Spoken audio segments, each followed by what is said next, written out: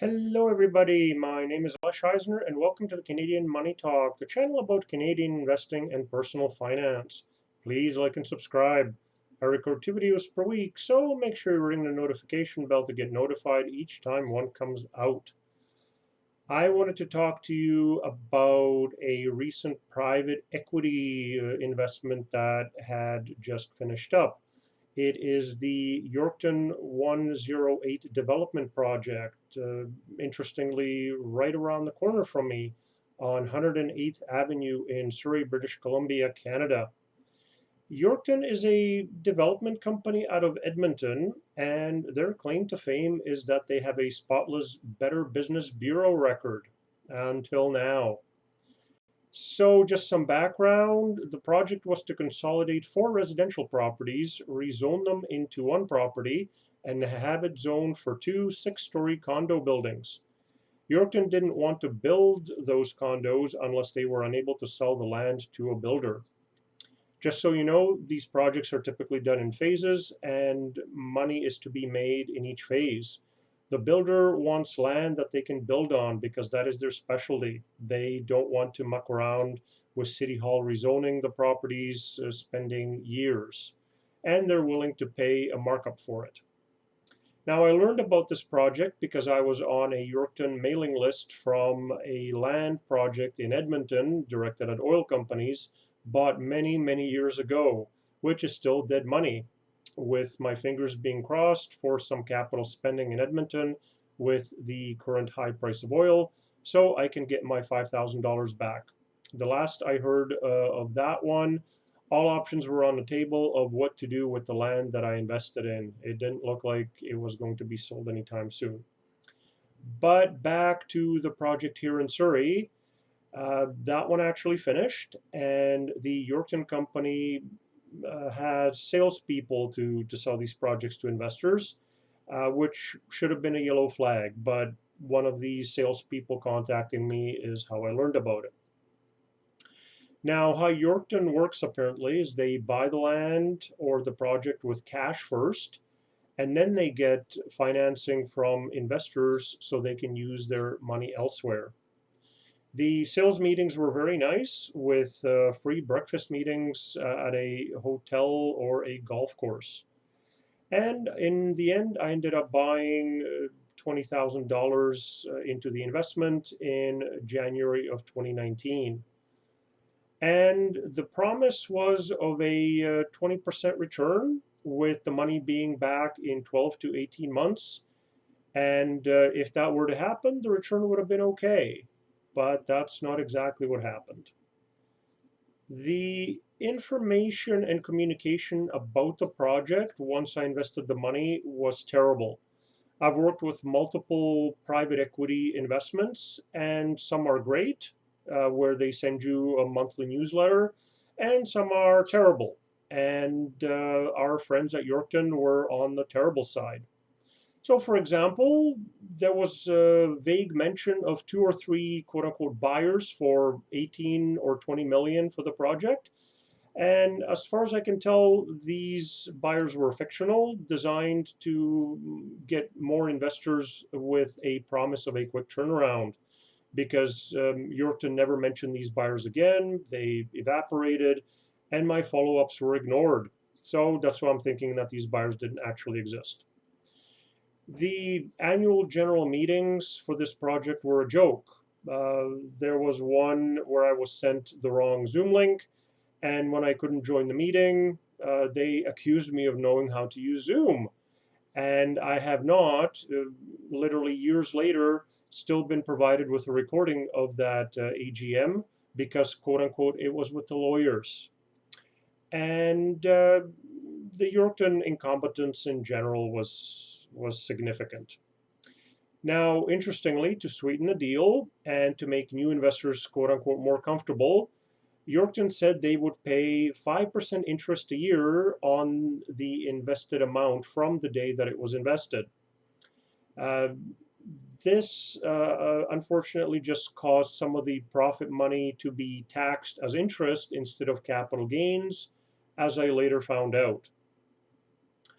The interest sadly came out of the overall profits. So the interest, the 5%, was a total lie. There was no extra return. It only would have made a difference if the project made a loss, I would think. So the project concluded in late 2021. The initial 20,000 investment was paid back November 24, 2021. So this was a good sign. At least I got my money back. Then in May of 2022, the remaining money owed was paid.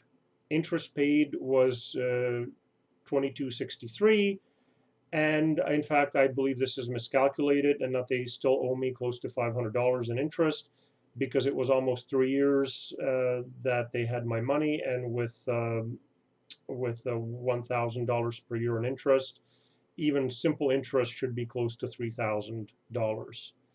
And the remaining outright profit, since the interest came out of the profit, was close to $1,200, for a grand total of $3,460.